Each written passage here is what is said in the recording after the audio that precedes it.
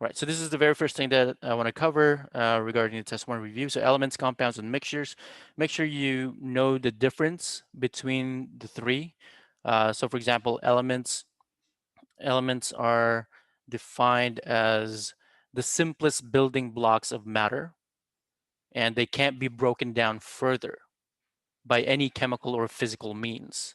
Of course, you can split an atom, you can destroy an element, but when it comes to physical or chemical, you can't, right? It's impossible. So let me just write that down. So this is the simplest building blocks, simplest building blocks of matter.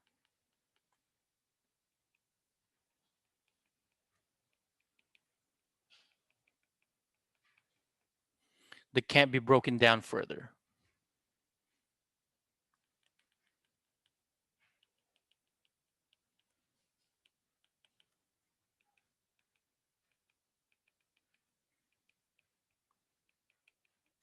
All right, so that's the very definition of elements, and compounds would be um, compounds are substances composed of multiple elements, right, that are bonded together. And so because they are not the simplest building blocks of matter, they can be broken down further into simpler substances. So compounds are composed of elements, right? I should say different elements. So composed of different elements. So I'm going to create some space here. Different elements, and that they can be broken down further.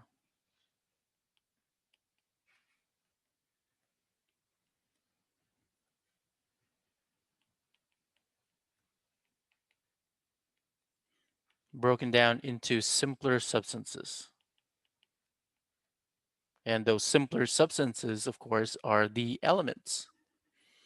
All right. And finally, we have mixtures. And these mixtures are um, a mixture of compounds and elements. So they contain multiple components combined into one. So this contain multiple components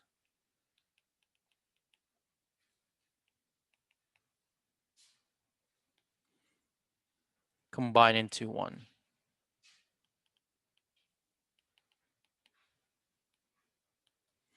All right. And if you guys have any questions, it's probably best if you just ask me, because it's kind of hard to share my screen and look at the chat box as well. Okay, Diego, I just read your comment. Thank you. All right, so now we're going to take a look at what these three look like in terms of a diagram, right? In terms of atoms and what they look like. So let me just create some space here. Okay, so we have elements.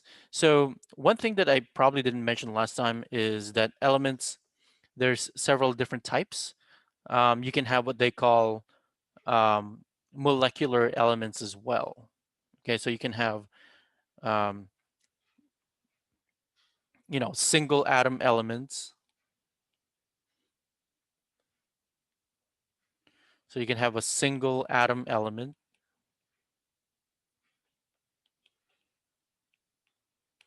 or you can have multiple atom elements, which are known as molecular elements. So this is something that I didn't really talk about last time. So a molecular element is an element consisting of multiple atoms of the same element. So for example, oxygen gas O2, hydrogen gas H2, right? They're composed of two atoms of that same element, which is still considered an element, a molecular element. You can also have single atom elements, and these are, let's say, the noble gases in group 8A in the periodic table. So you have helium, neon, argon, so they can exist as a single atom element. Same thing with metals like sodium and other metals. And so if you have, let's say, a box containing elements, let's say hydrogen gas, so they would come as a pair of hydrogen atoms, right? So this is what it would look like. So you have a pair.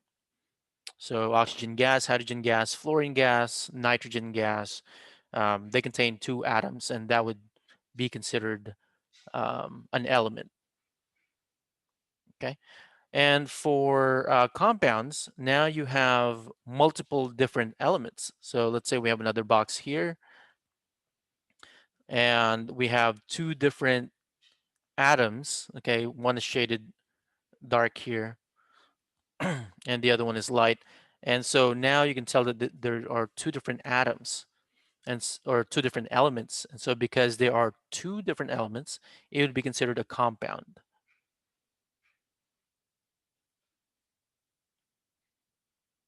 Right? So this is what a compound would look like. You can also have, multiple uh, atoms, not just two. You can have three different elements or four different elements. And then finally, if you have a mixture in a box, it would look something like this. You would have, let's say, something like this. So now you have a combination of the two boxes, right? So the contents of the two boxes combine into one. So that's what a mixture looks like. All right. So that's the very first concept that I want to talk about. Now I want to move on to the next concept here, the physical states of matter and their properties. So let's take a look.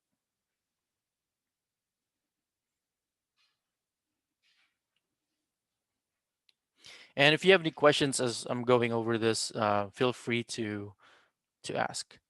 All right. So the second concept is physical states.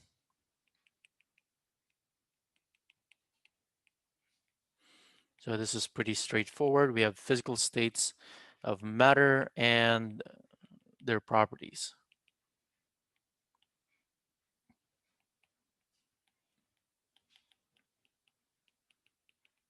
All right, so what are the physical states of matter? Well, there's four, but we only looked at three, right? The major three physical states. So there's the solid, there's the liquid,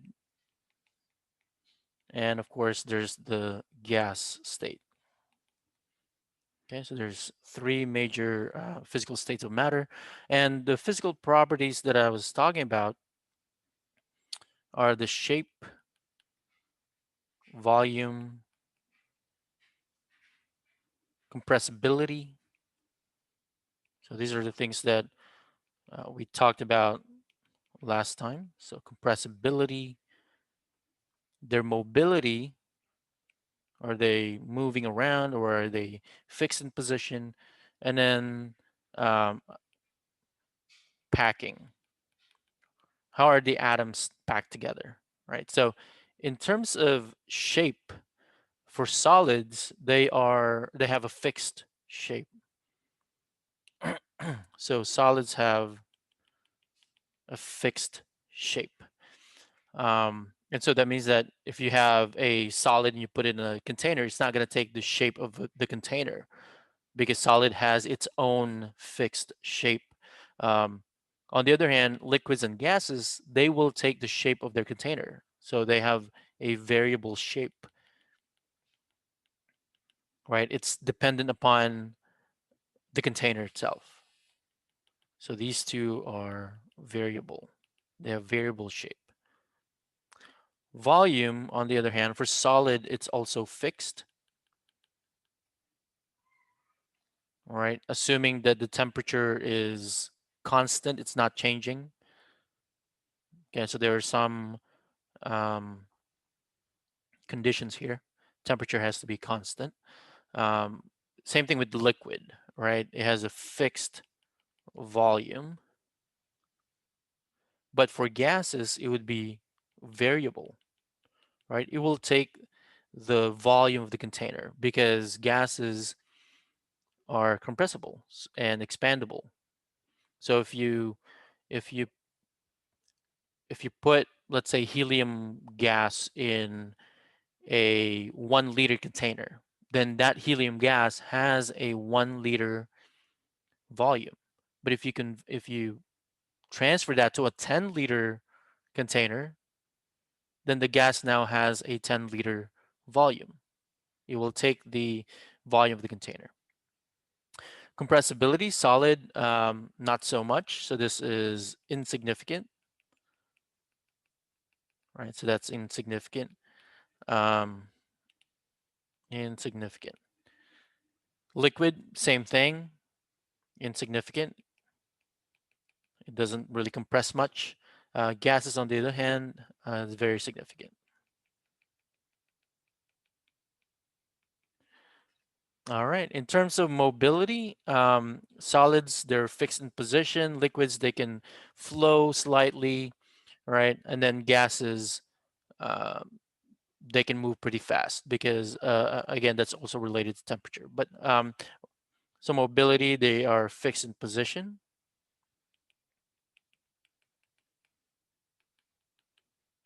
So they can't really move much. Liquid, they are fluid, so they can move around. Gas, they are also significantly mobile.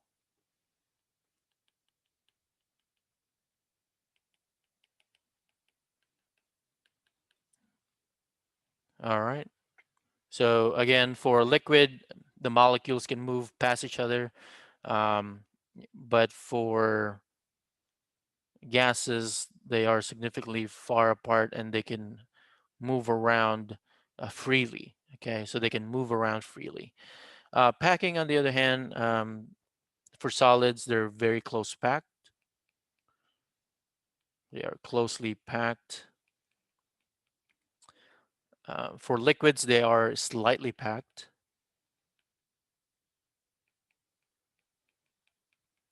And the last one for gases, of course, they're loosely packed. So meaning the gas molecules are far away from each other as possible. They're not very close together. So that's the second concept that I wanted to focus on. All right, so guaranteed there's going to be a question on the test regarding these concepts that I'm covering. All right, and the third concept is regarding mixtures. All right, so there are two major types of mixtures, right? You have heterogeneous versus homogeneous.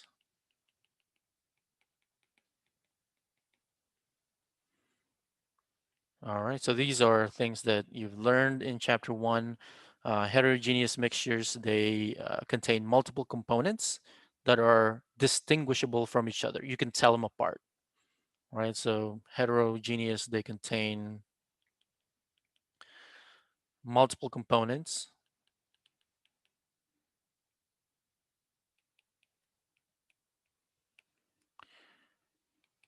that are distinguishable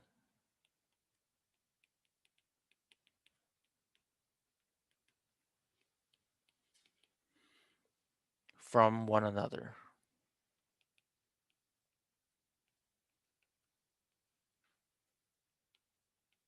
So they contain multiple components that are distinguishable from each other. And some examples, let's say the ones that I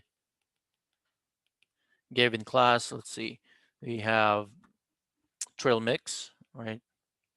Trail mix, fruit salad,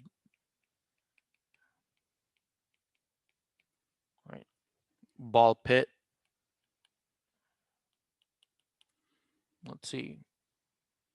And there's some others that are a little bit more advanced, like milk, right? Milk is a suspension. So any suspension is considered heterogeneous mixture.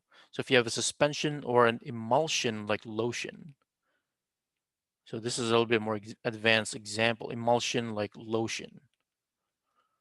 Okay.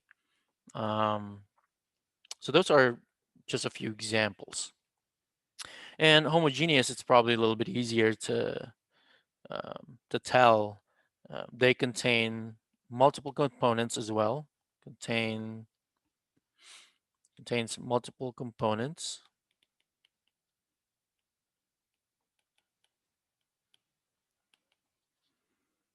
that are indistinguishable. So it'd be the complete opposite.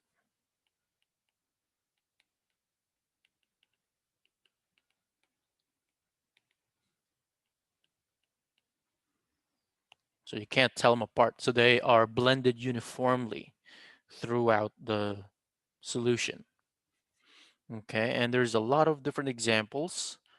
Um, Sports drinks, Gatorade, Powerade. Um, let's see what else. Tea, coffee.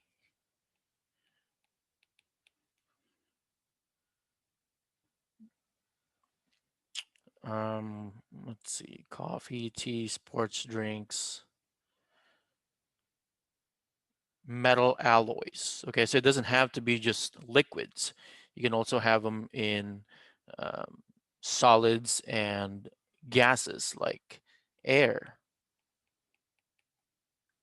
right? Air consists of many different types of gases, but you can't tell them apart. I mean, first of all, you can't see it. All right, so that's pretty much it for this part. Just make sure that you know the difference between heterogeneous and homogeneous mixtures. So if you were asked which of the following is a heterogeneous mixture, you should be able to pick the right one.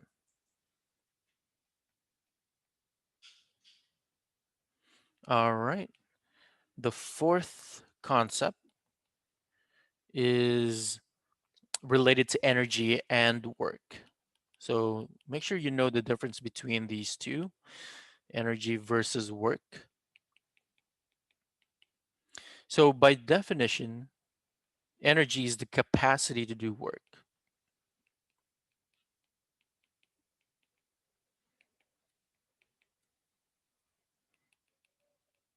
So if you don't have energy, you can't perform work. And the this work is actually also a type of energy. So the work is force applied through a distance. So this is force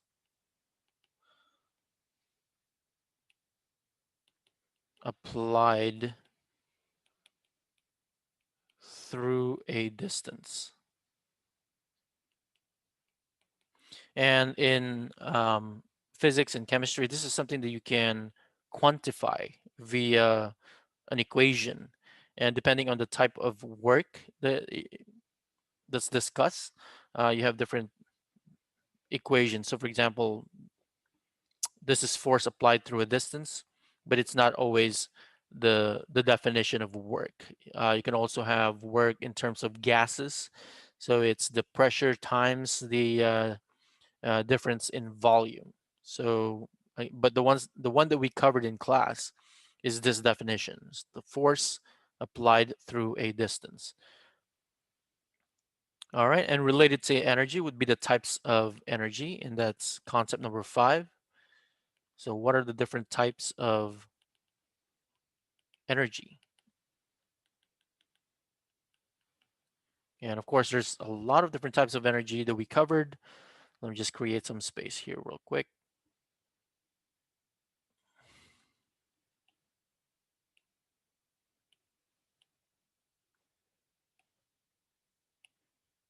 So the very first two are the primary. You have kinetic. So you have kinetic energy. And the other one is potential energy. Right. And then one example of kinetic is thermal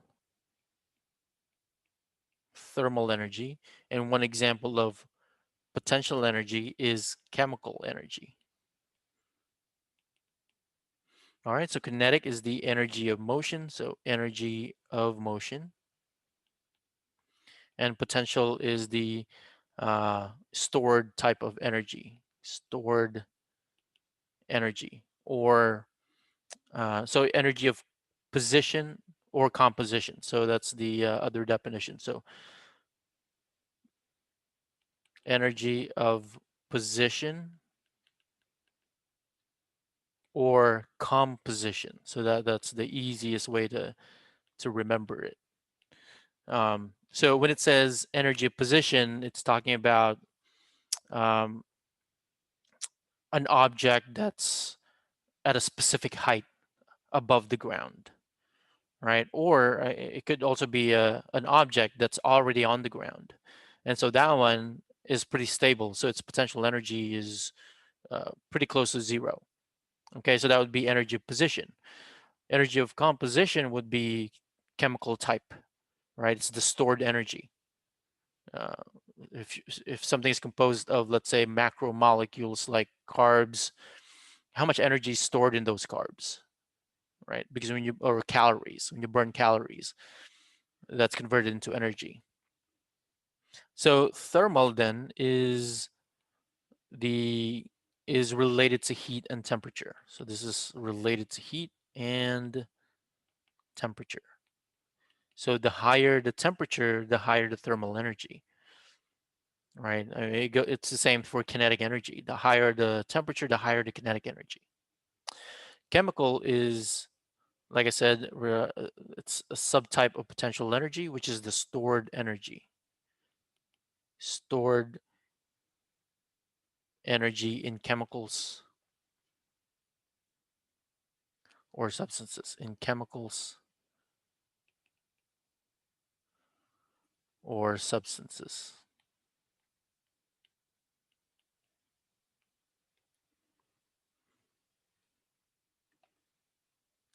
All right, so far we've covered 5 concepts. So if there were 5 questions on the test, it would be those questions, okay? Or at least related to these concepts.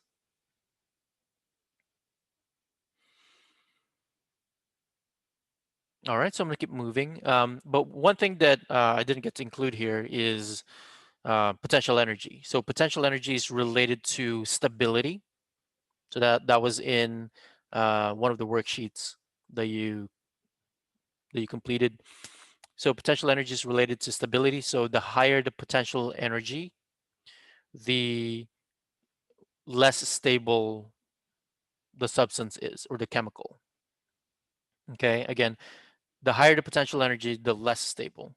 The lower the potential energy, the more stable. And you can look at it in terms of uh, energy of position, right? So a rock that's 100 feet above ground is going to be unstable, but its potential energy is pretty high.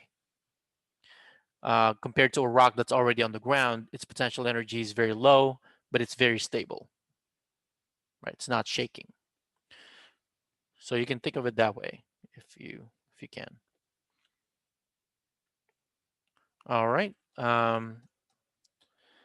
Concept number 6. I'm not sure if we covered this in class. I may have mentioned it briefly, and that's really all you need to know about it for now. But make sure that you know the difference between endothermic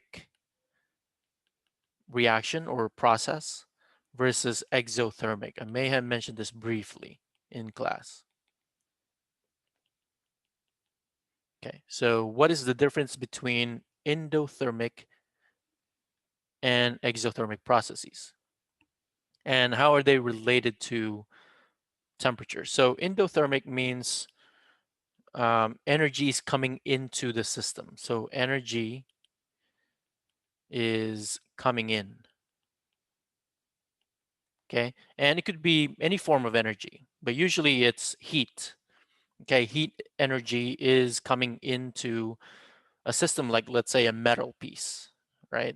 A metal piece or a solid, anything solid or liquid. But an easy way to remember an endothermic process is when, an let's say a piece of ice, right? Ice melts. So energy goes into the system, which is the ice, to melt it. So that would be an example of endothermic. So ice melting. So ice melting is an endothermic process. Okay. Exothermic, on the other hand, energy comes out of the system. Okay. Energy comes out. So let's say that, again, this is usually in the form of heat. Okay.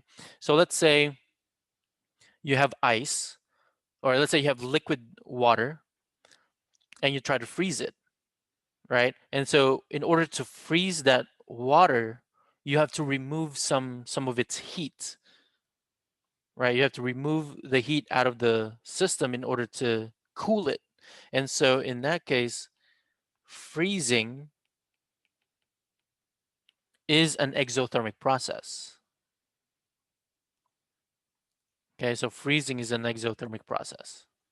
So here's a nice graph. So we have solid, I think we talked about this in class, solid, liquid, and gas. So if you were to convert solid to a liquid, that is melting process. The reverse would be freezing, right, from liquid to solid. And then liquid to gas is vaporization. Gas to liquid is condensation.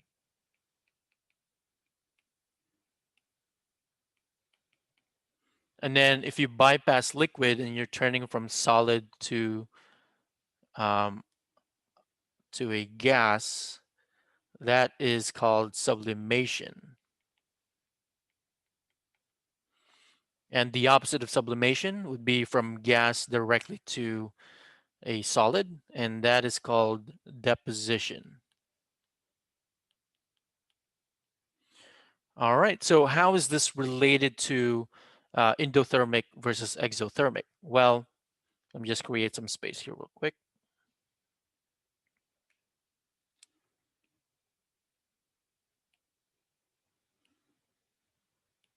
So you can think of this way. So you have an arrow going in this direction, right? And this is temperature, increase in temperature, T for temperature, okay? So temperature increases in this direction. So in order to liquefy a solid, you got to increase the temperature, right? In order to vaporize a liquid, you also have to increase temperature. And so if temperature increases, that means heat is coming into the system. So in order to melt solid, you got to put in energy in the form of heat to melt it. So melting is an endothermic process because heat is coming in. Same thing for vaporization. In order to vaporize a liquid, you got to put in energy, and so that would be an endothermic process as well. So any process that's going in this direction from left to right is an endothermic process. Okay, so anything that's going in this direction from solid to gas is an endothermic process. So that's endo. And anything that's going in reverse from gas to solid would be an exothermic process.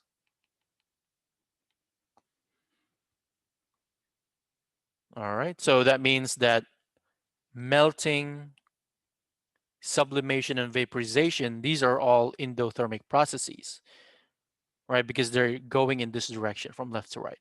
But the others, freezing, condensation, and deposition, are all going from right to left. And so these are all examples of exothermic processes.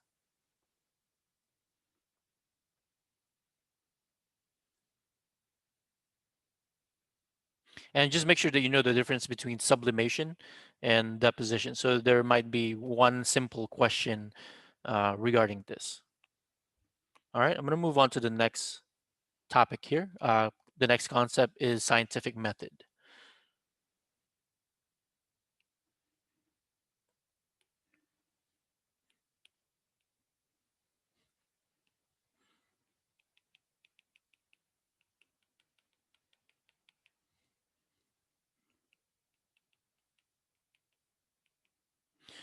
All right, what is the scientific method?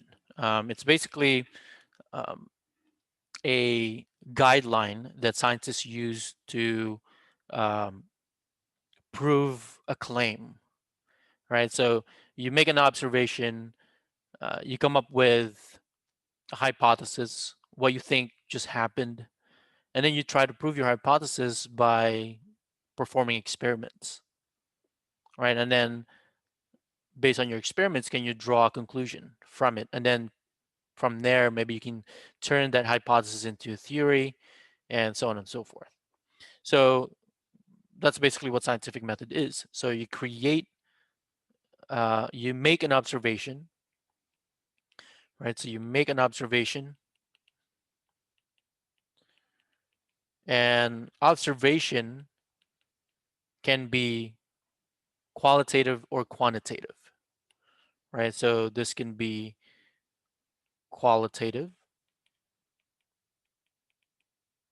or it can be quantitative.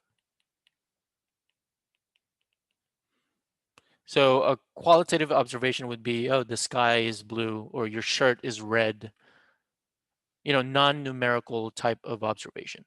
Quantitative would be numerical. So if you take the mass of a sample, you take the volume, the length, um, fluorescence intensity, absorbance intensity, uh, the amount of heat produced, the amount of heat absorbed, those are all numerical. They're numbers. Okay, so those are all examples of observation. And so you can call these observations data, right? That's why whenever you're performing an experiment, you have this data sheet that you got to fill out. And then from your observation, you come up with a hypothesis. What do you think is happening and how do you explain that hypothesis? So a hypothesis is basically your educated guess, right? With your best guess.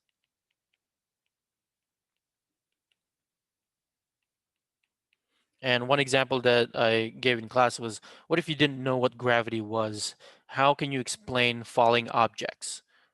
You come up with a guess, right? So that's a hypothesis. And then, of course, after you come up with a hypothesis, you got to test it. Test the hypothesis via experiments.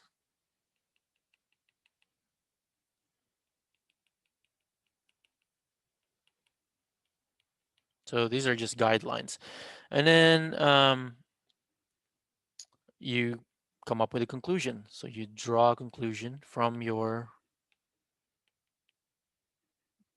experiments.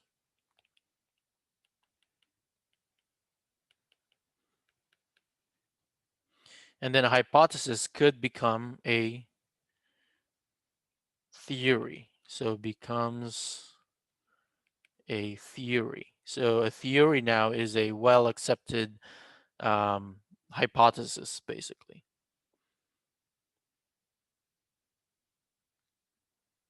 And that's all you need to know about scientific methods. So that's concept number 7.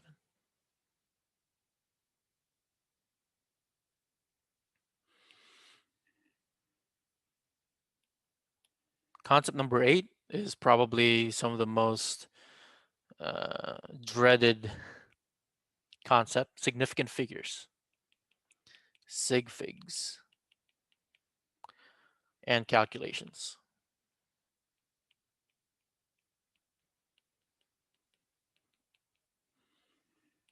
All right, so the first thing that we talked about was the rules regarding significant figures. So I'm just going to summarize that really quick. There were 4 rules. I'm just going to label them A. The first one is regarding, let's see, non-zero digits, right? So non-zero digits are significant. Always, always. Okay. In between, so I'm calling this in between zeros. In between zeros equals significant. All right, an example of in between zero would be zeros in between 2 non-zero digits, like 101, right? So that 0 is significant. So you would have a total of 3 significant digits. Now you can have multiple zeros in between non-zero digits, like let's say, for example, 2004, right? So these two zeros are in between zeros, so they count as significant digits. All right. Let's see, leading zeros. So these are the leading zeros, and they're not significant. They're never significant. Never significant. All right, so if you have like 0.000514, right? These leading zeros here don't count. And then the last one, they're divided into two types. The first one is trailing zero without a decimal. Trailing zeros without a decimal. Insignificant. So they don't count. Okay, so 1,000, 5,000, 5,200. So those trailing zeros don't count. But if you have trailing zeros with a decimal, then those count.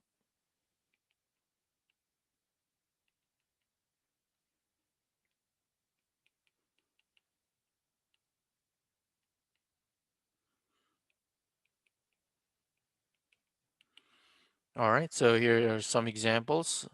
1,000.0. You see a decimal there, all those zeros count as significant.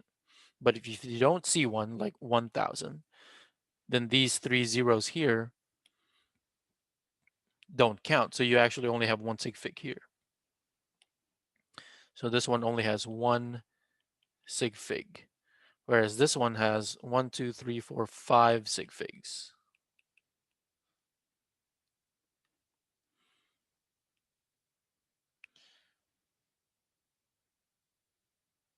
All right, so just make sure you remember these rules.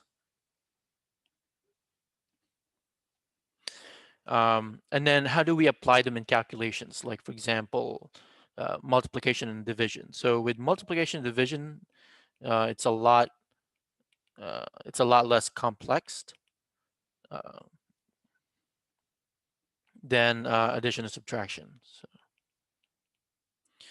So whenever you're multiplying two numbers, let's say 100.0 times 10.0, you report your answer, your final answer, containing significant digits, the same number of significant digits as the number with lower number of sig figs. So for example, here, 100.0 has 4 sig figs, whereas 10.0 only has 3 sig figs, right? And so your final answer should go with the one with lower number of sig figs, which is 3. So 100 times 10 is 1,000. How do you report that with only 3 sig figs? Because if you put 1,000 and then a decimal, that's 4 sig figs, right? If you only put 1,000 without any decimal, that would only be 1 sig fig. So the only way you can report this with 3 significant figures is to convert that number into scientific notation. All right, so the scientific notation would be 1, let me use a different color here, 1.00 times 10 to the third power, right? So you can see now that 1.00 contains 3 significant digits, and this is equivalent to 1,000, right? 1 times 10 to the third is 1,000.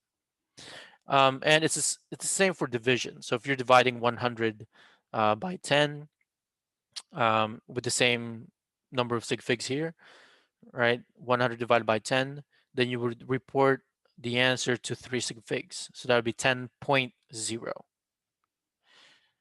Now let's take a look at addition and subtraction.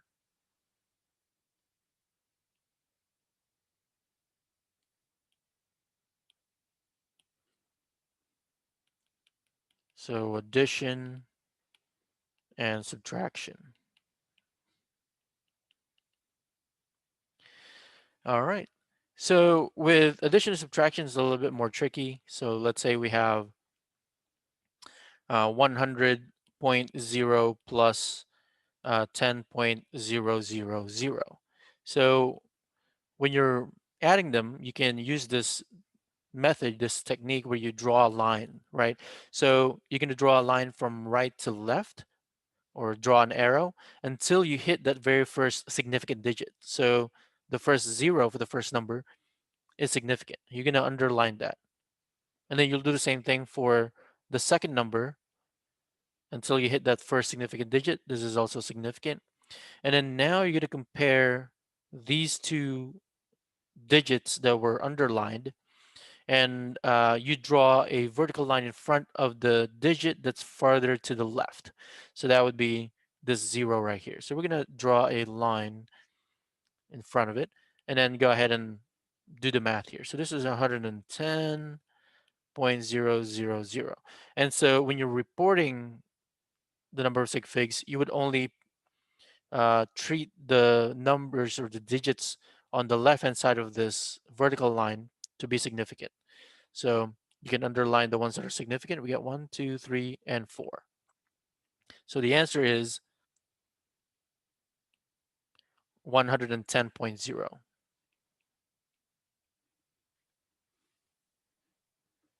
Okay, so same thing for subtraction. All right, and the next concept here is conversion. So I'm just gonna write it down here. How to convert metric to um, imperial.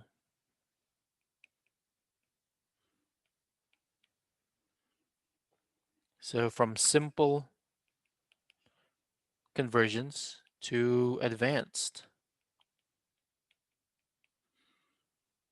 Right, so for example, again, simple would be metric to metric conversion, metric to metric,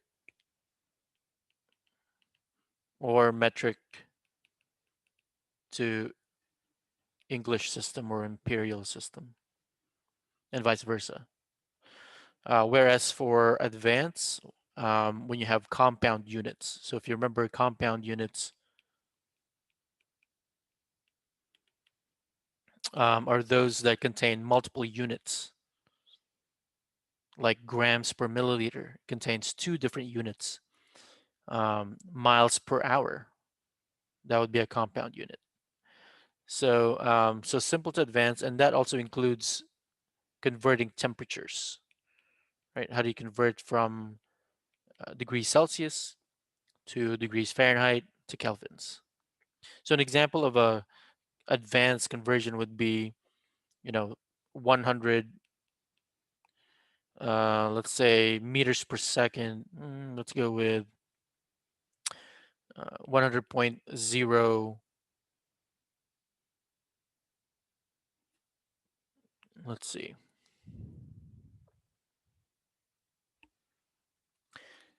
Centimeter per second to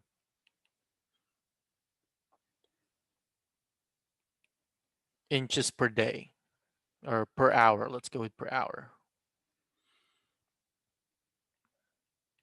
How would you convert that to inches per hour? Well, the first thing you want to do is write down what's given, right? So that's always the first step, is to write down what's given to us. And then you're going to use dimensional analysis. So we can convert one unit at a time. So we can pick centimeters first. And you're going to use the conversion factor for centimeter and inches. And the conversion is there's 2.54 centimeters in an inch. Okay, so that basically converts centimeter to inches. And then we got to convert seconds to hour. So we can add another conversion factor here. So seconds up top, hour at the bottom. Okay. So how many seconds are there in an hour? It's 3,600 seconds. Okay. If you didn't know that, you can convert seconds to minutes first if you want. And then from minute to hour, how many minutes are there in an hour? All right. So there are 60 seconds in 1 minute, and there's 60 minutes in 1 hour. And so now use your calculator to get the answer here. So let me just grab a calculator here. So we have 100 times 60 times 60 divided by 2.54. So that would be 141,732. So I'm getting 141,732. Okay, so you started out with 4 sig figs. We should end up with 4 sig figs as well. And so we can round this number to 4 significant digits. So that would be 141,700. So we can just round it down. And again, the units here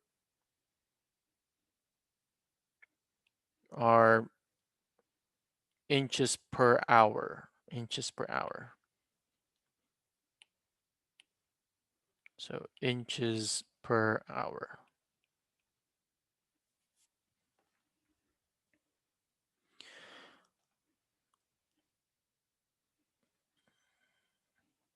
Okay, I think that was supposed to be concept number 9. My apologies. So that's concept number 9.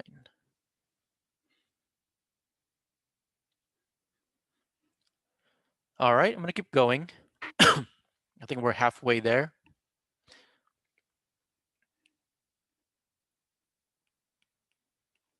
Concept number 10, you just have to memorize the SI system of measurements.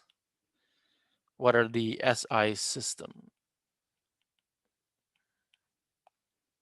Or I should say SI units of measurements, not system.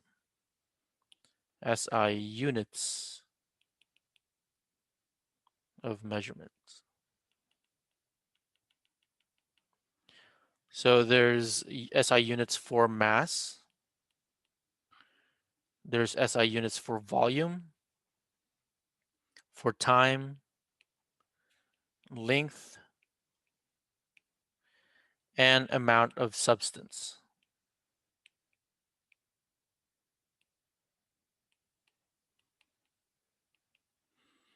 All right, for mass, the SI unit is the kilograms.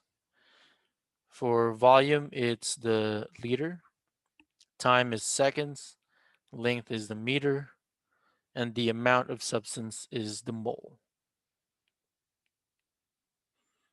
All right, and the symbol for moles is MOL.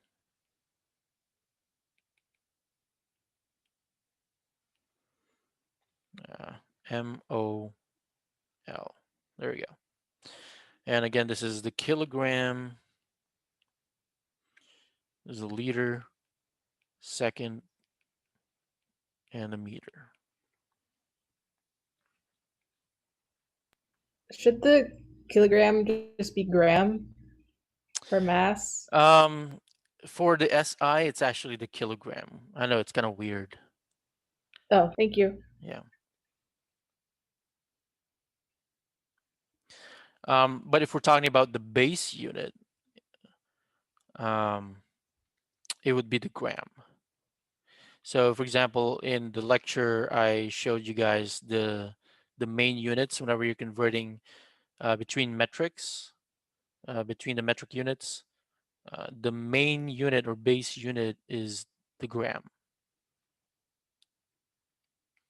So don't get those two confused. All right, and the The next concept here is precision and accuracy.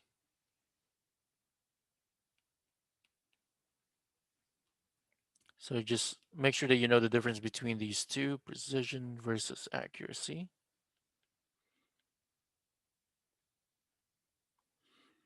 This one compares the different measurements.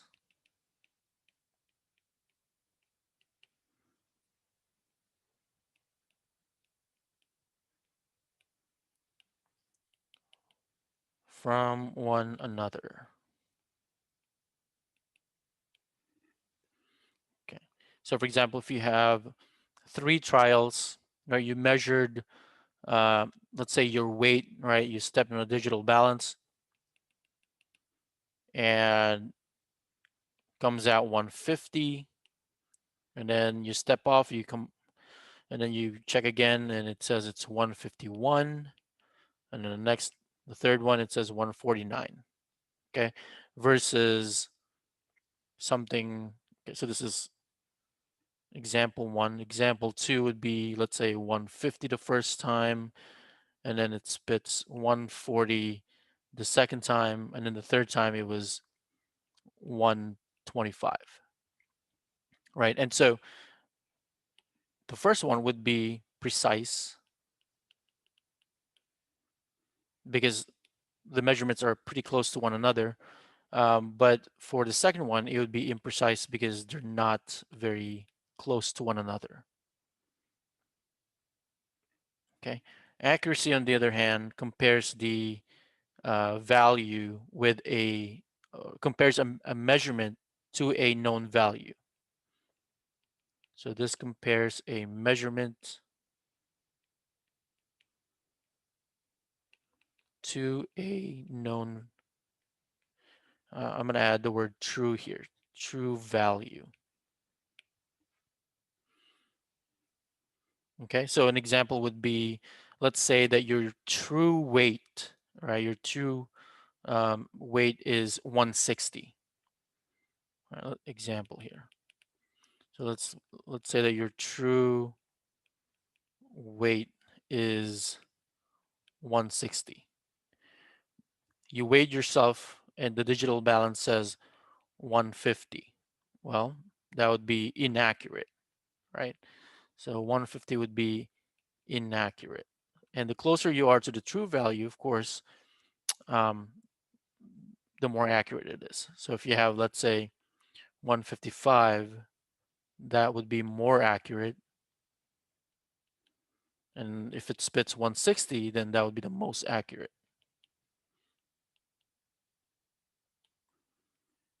And again, you can also use the average. It's typically the average measurement, right? So let's say you got 160, 140, 159, and 161. You add the three together and divide it by 3, and you get an average. And then you compare that to the true weight, the true value.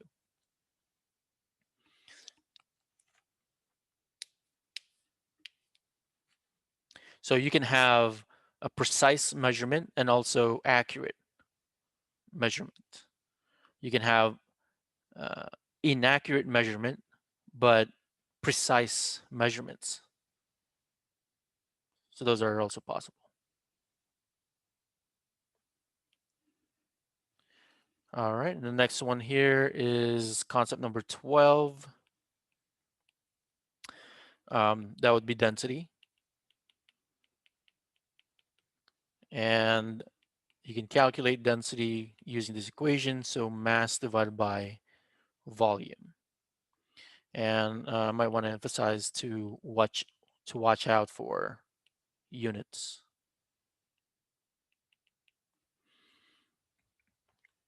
So for example, let's say we have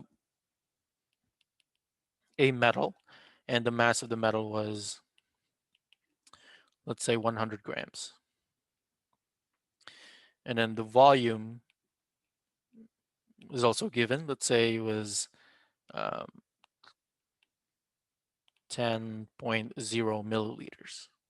Okay, so how would you calculate Density, well, you just divide mass by volume, so that would be 100.0 gram divided by 10.0 milliliter. So that would be 10.0 gram per milliliter, right? So that's with the proper number of sig figs. So you might want to watch out for those things, significant figures. So there might be two options where it says 10.0 and then the other one is 10.00. So which one is the right answer? Well, you have to look for the right number of sig figs. All right. So that's probably simple because all you have to do is plug it into the equation. But what if um, you're asked to find the volume given the density and the mass? So let's say the density of the metal was 10.0 grams per mil. And then the mass was given as well. And let's say it was uh, 20. Oh, sorry, not 20. Let's say it was 2.0 grams. What would be the volume? So then you're going to have to rearrange the equation and solve for volume. So that would be volume equals mass divided by density. And all you have to do now is plug and chug. You have the mass here, which is 2.0. And we have the density here, which is 10 grams per milliliter. So you want to make sure that the units match, and they do. So the grams and the grams here will cancel. And then report the answer. So 2 divided by 10 is 0.2. So that would be 0.20 with the proper number of sig figs milliliter.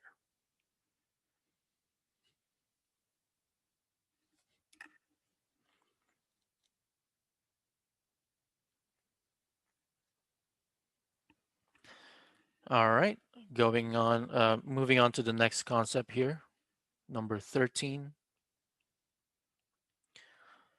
And this is related to physical and chemical properties. Sorry, Professor. Can you go back really quick? Could you do a example when the units don't match? Because I was having trouble with that. Okay, sure. So that's a little bit more advanced than what I showed you here. So let me just hold on a second. All right, so units don't match. So let's say that the units don't match.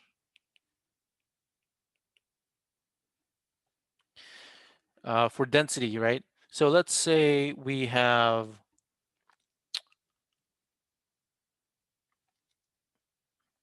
let's see what would be, okay, so let's say we have density in grams per cubic centimeter, right? And density was, let's say 5.0. And then the volume was, let's say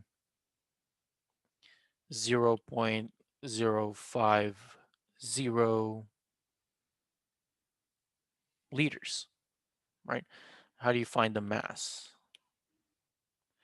So you can see here that the units don't match, right? We have the volume in cubic centimeters in the density part, and then the volume here in liters. So they have to match before you can perform any calculations.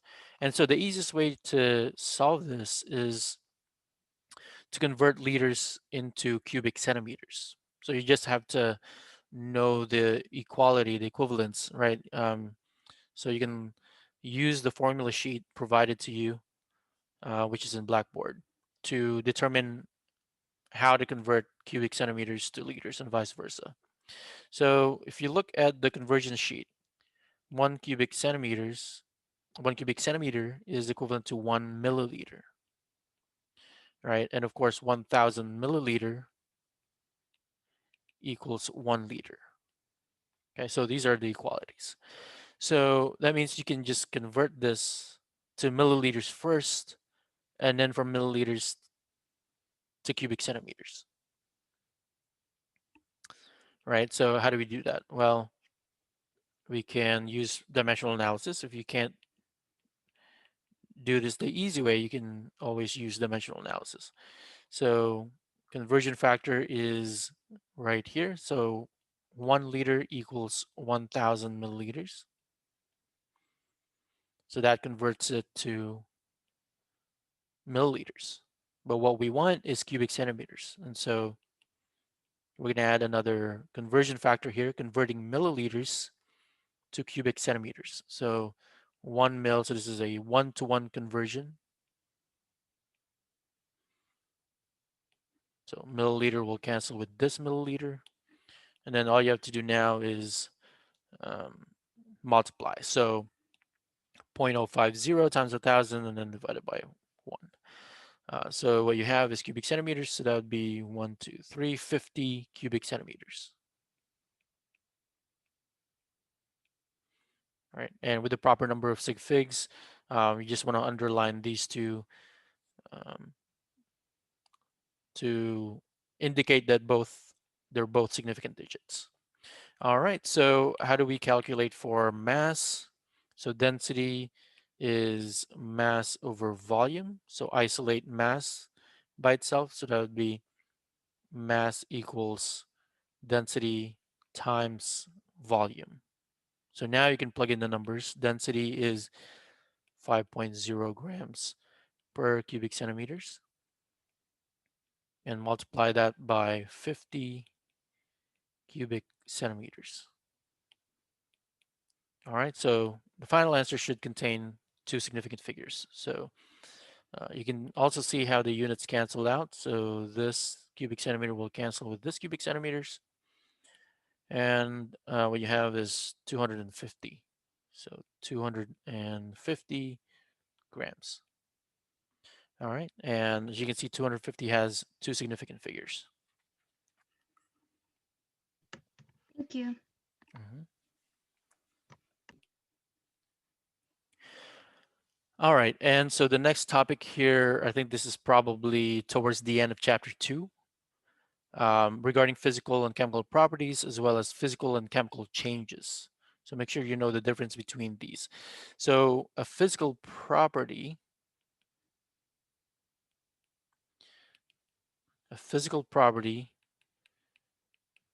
is a measurable property. Okay, so this is a measurable property that doesn't affect the chemical composition, okay? That does not affect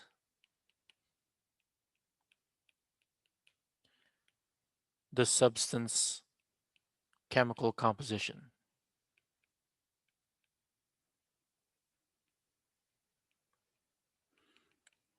Okay, chemical identity or chemical composition.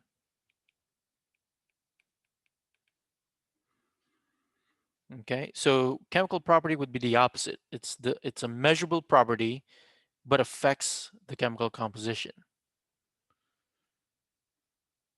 Okay, so chemical property affects the chemical composition. Oops.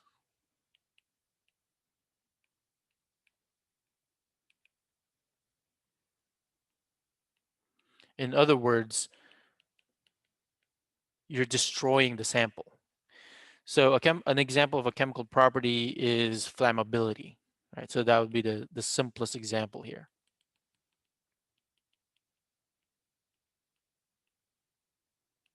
So how do you know if something's flammable? Well, you got to burn it, but once you burn it, it's destroyed, right? It's something else. Physical property is an example would be the boiling point, melting point, right? Density, those things. You can measure something's density without having to destroy the sample. And physical and chemical property, of course, are related to physical and chemical changes. So physical change is a change in a substance, but it doesn't affect the chemical identity or chemical composition of the substance. Like, for example, um, states of matter, right? If you're changing the physical state of a substance from solid to liquid to a gas, it's not changing the chemical composition of it. It's just the physical identity, right? It's no longer solid, it's liquid, or it's no longer liquid, it's gas, but it's still the same chemical, like water vapor, for example, right? Liquid water, water vapor, or solid ice. It's still H2O. A chemical change would be something that changes the composition completely, right? So if you burn something, then you've changed it. Um, you've changed it chemically. So that's what I meant to say. What else? Um, corrosion. So if you, um, well, let's cover this real quick. How do you know that there was a chemical change? Well, a chemical reaction occurred. So a chemical change is very related to a chemical reaction. So chemical change is essentially a chemical reaction.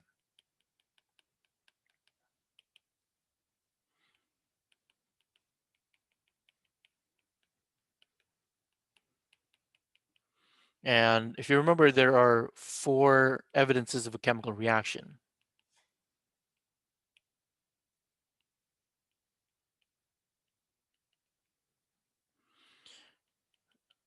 All right, so what are these 4 evidences? Well, the first one is uh, formation of gas, formation of bubbles.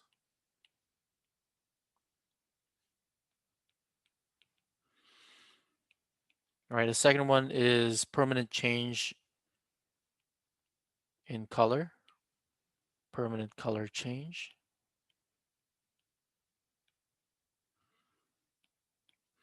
The next one is formation of a solid.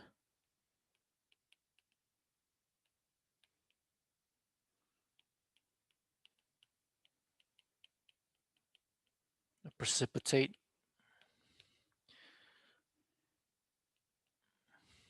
Okay, and the last one is energy change.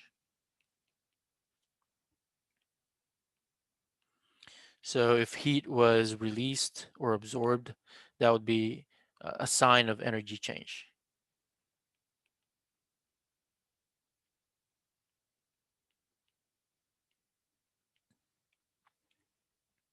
So if heat was released, that means that the sample uh, becomes hot or warm. If heat was absorbed, then that means the sample becomes cold.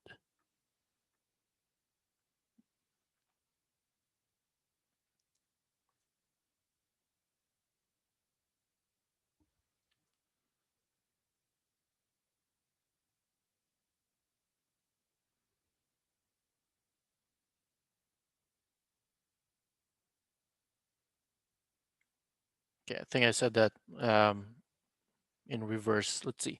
So if the sample, if heat enters the system, if you're heating up a sample, of course, the sample would um, get warm.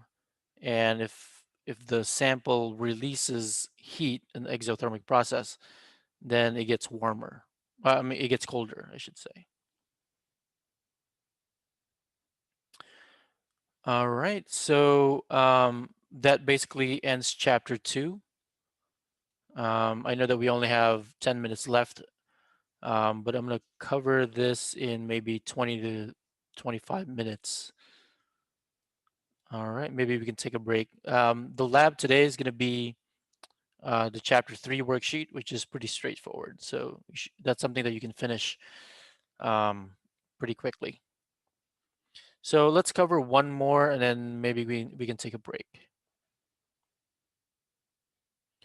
All right, the next concept here is concept number 14, which is the law of conservation of mass and energy.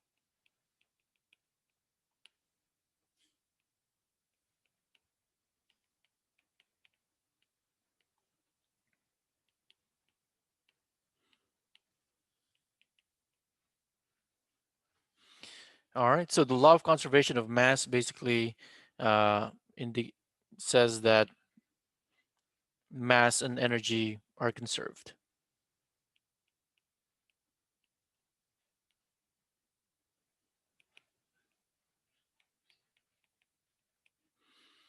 All right, so if you started out with 10 grams in a chemical reaction, before a chemical reaction, then the total mass after should also be 10 grams. So mass is conserved. And then the last one before we take a break is regarding John Dalton.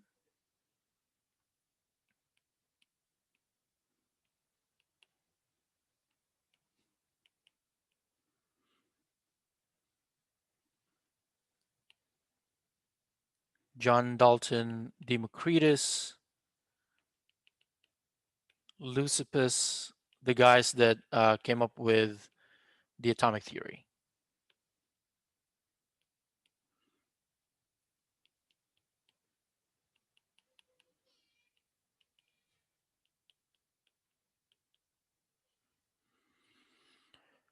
All right, so you should be able to state the 4 postulates that Dalton created in the atomic theory. Democritus and Leucippus, they're the two um, Greek philosophers who came up with the atomic idea first. All right, so what are the 4 postulates in the atomic theory? So let me create some space here.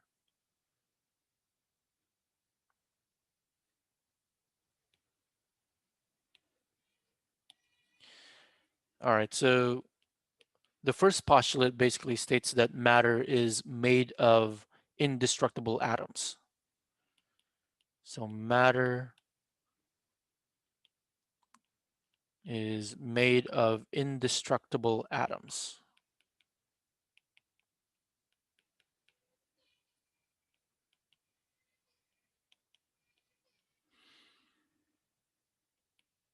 The second one, I'm just going to summarize it here. Atoms are unique.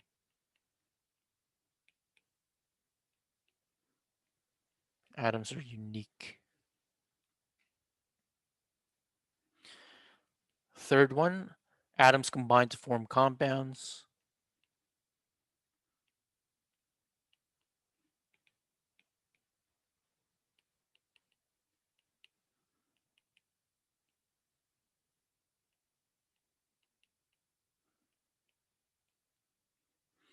And then the last one, atoms don't change in chemical reactions.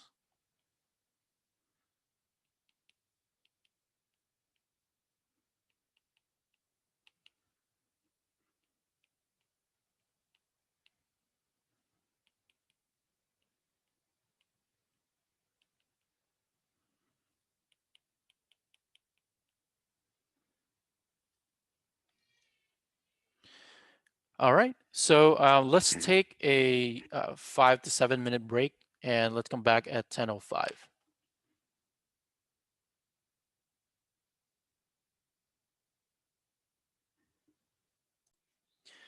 All right, let's go ahead and resume. So the next concept here is going to be regarding elements and their properties, or classifications of elements and their properties. So classifications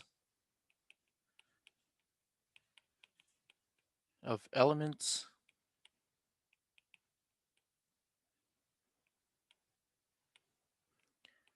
and their properties.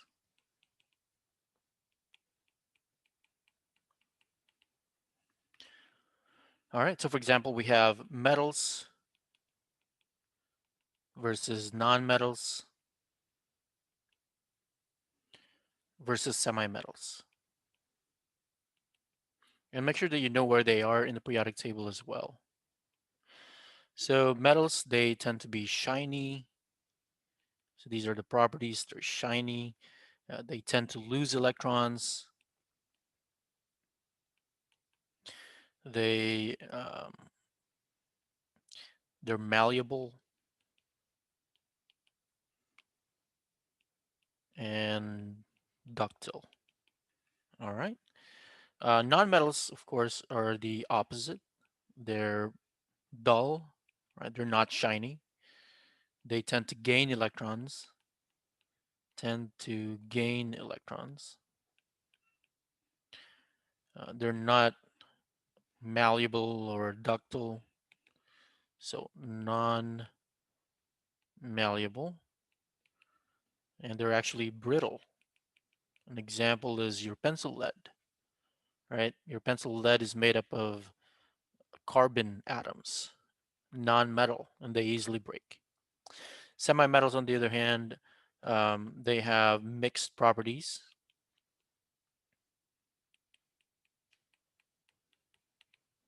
So they have properties similar to the non-metals and also the metals. And they're typically used in the semiconductor industry.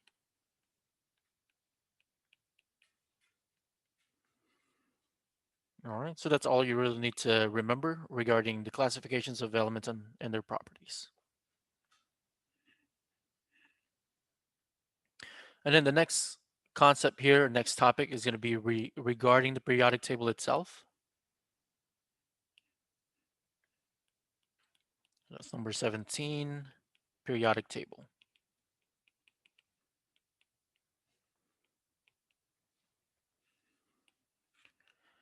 All right, so when you look at a periodic table, it looks something like this. I'm just gonna roughly draw what a periodic table looks like. Something like this. So you have these blocks here.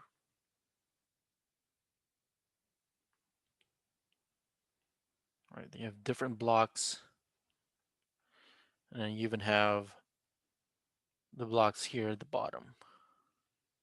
All right, so this is what a periodic table looks like. And periodic table was first arranged by Dmitry Mendeleev. All right, Dmitry Mendeleev was the first one, a Russian chemist, and he arranged the elements in the periodic table in terms of increasing atomic mass.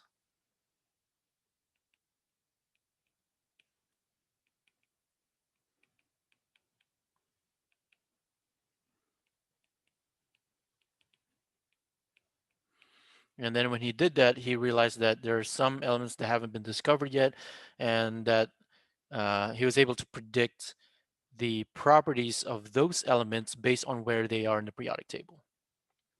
Okay, and then there was Henry Moseley, who later said it's actually a lot better and more accurate to arrange the elements in the periodic table in terms of increasing atomic number.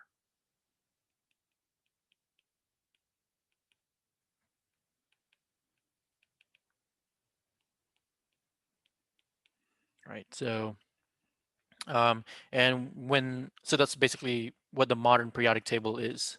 That's what it looks like. It's increasing atomic number. In other words, it's increasing number of protons. And make sure you know where these groups are. So there's the alkali metals. So alkali metals are in group 1.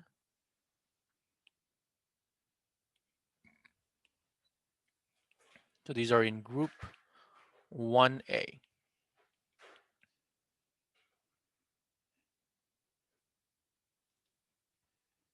And then there's also the alkaline earth metals. And these are in group 2A.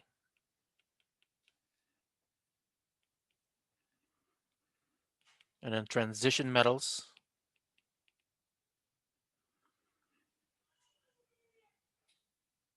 Those are the ones in the middle. right over here. So these are the transition metals. So we just label that really quickly, transition. And then we also have the inner transition metals, inner transition, and that's these right here. So these are the inner transition metals. And you have the lanthanide, the one up top. And then you have the actinides, the one at the bottom. Okay, so this is the lanthanides, and these are the actinides at the bottom. All right, and you also learned about halogens and where they are in the periodic table. These are in group 7A. Group 7A. And finally, the ones in group 8A, the very corner, those are the noble gases or inert gases. Noble gases. Group 8A. All right.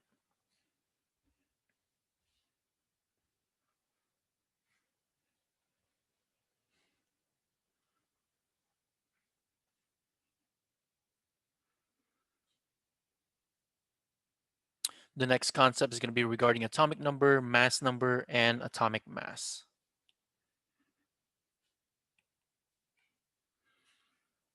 So what's the difference between these three? So we have the atomic number, mass number,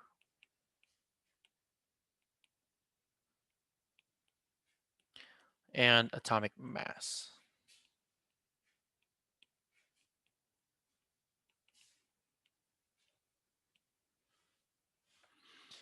All right, so the periodic table, when you look at a periodic table, right, each element contains three things, right, a bunch of information.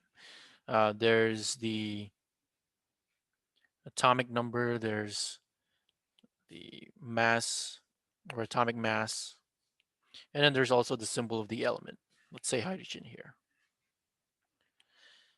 So the atomic number is the number up top, and it tells you the number of protons and also the electrons. Protons and electrons. The mass number or the atomic mass right here at the bottom is the weighted average mass of all the isotopes of that given element. So this is the weighted average mass of all the isotopes.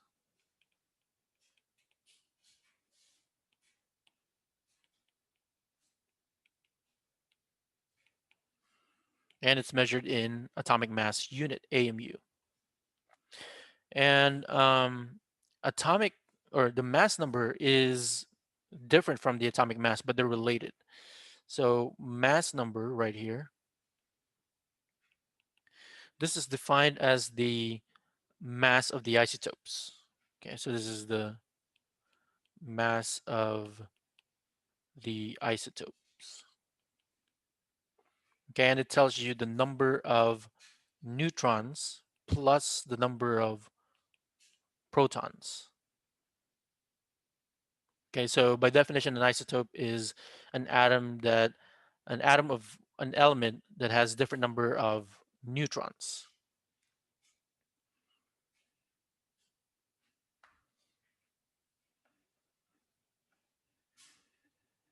All right, and of course, this one is the symbol of the element.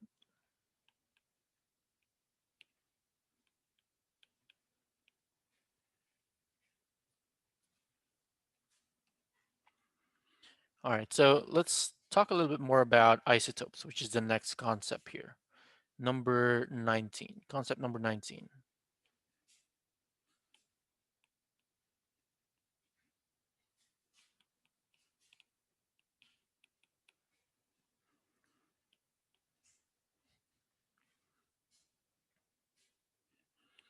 So isotope is an atom of the same element.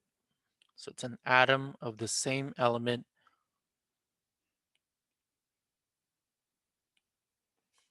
with a different number of neutrons. So I'm just going to add atom of same element with a different number of neutrons.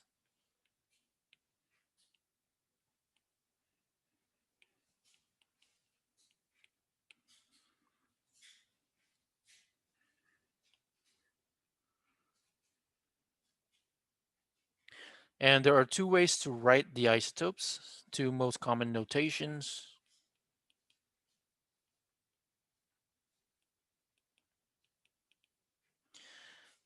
The more common one is where you have the symbol,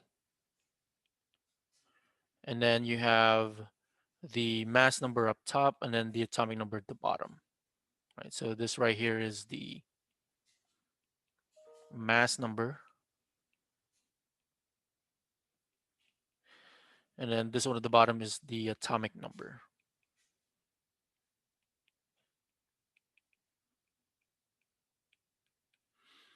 Okay, so an example would be for carbon. So let's say carbon 12, carbon 13, and carbon 14. Right, so these are all isotopes of the same element. Another common way to write these isotopes is by writing down the name of the element itself. So like, for example, carbon followed by the mass number, 12, or carbon 13, or carbon 14. So as you can see here, the difference is that in the less common notation, it doesn't tell you what the atomic number is, right? So you can only get the symbol or the name of the element followed by the mass number. Whereas in the more common notation, it gives you three information here: the symbol, the mass number, and the atomic number.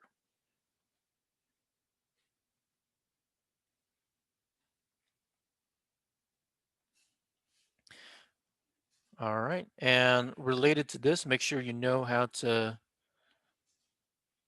count the number of protons and electrons. So,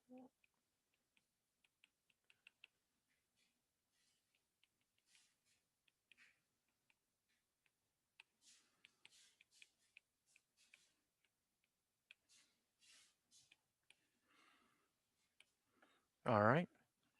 So if you need me to give you an example on how to count or determine the number of protons, neutrons, and electrons, just let me know.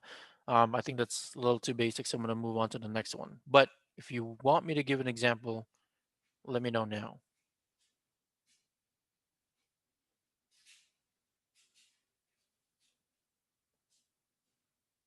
All right, I'm going to go ahead and move on to the next one then. So this one right here, I don't think we covered this in the lectures, but I'm going to cover it today. And there's going to be maybe one question on the test regarding this. How to calculate the atomic mass. So calculating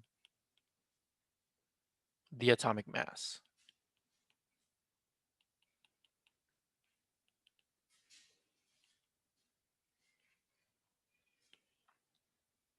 So how do we calculate the atomic mass? Let's say we have carbon 12 isotope. So we have carbon 12 and carbon 13. All right, and then the atomic mass units, or AMU, are given. So I'm just gonna go ahead and write it right here. Atomic mass of the isotopes, and also the percent abundance. And the percent abundance tells you how much of that isotope is relative to the rest, right? So let's say the atomic mass for carbon 12 was 12.000. So another zero there.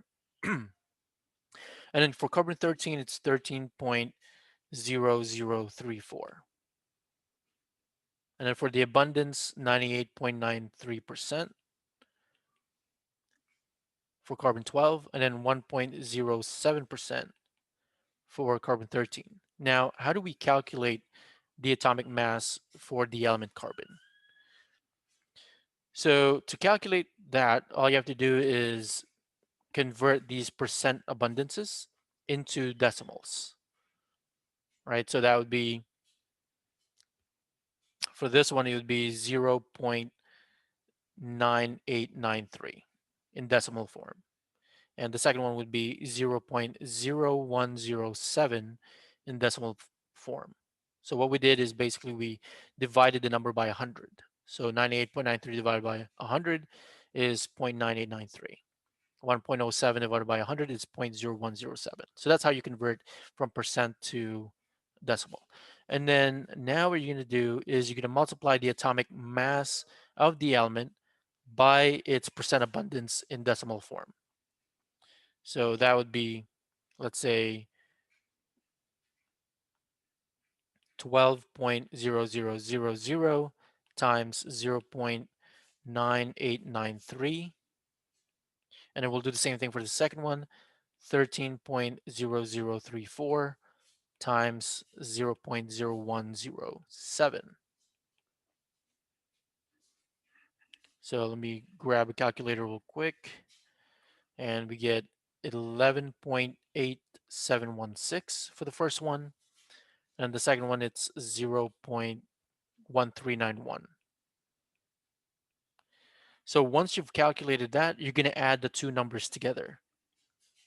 So you're going to add these two numbers together, and what you get is 12 point, so we're going to add them, 12.0107. And that's it. So this is the atomic mass of carbon. Okay, so make sure you know how to calculate the atomic mass of any element given the atomic mass and the percent abundance.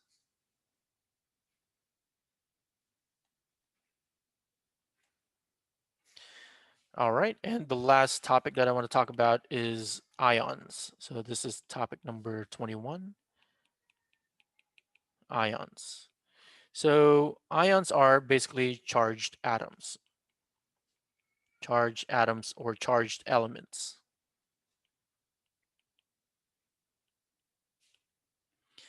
All right, so there's a few examples. We have sodium plus, potassium ion, magnesium ion.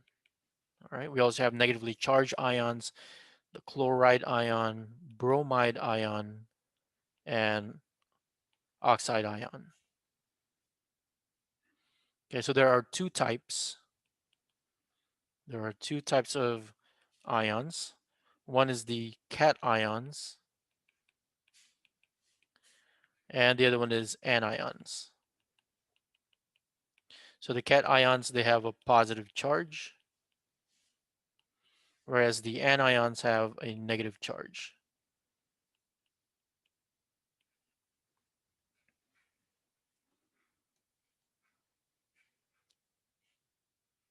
All right, so that's all I have for the review for test one. So if you guys have any questions later on while you're studying, send me an email.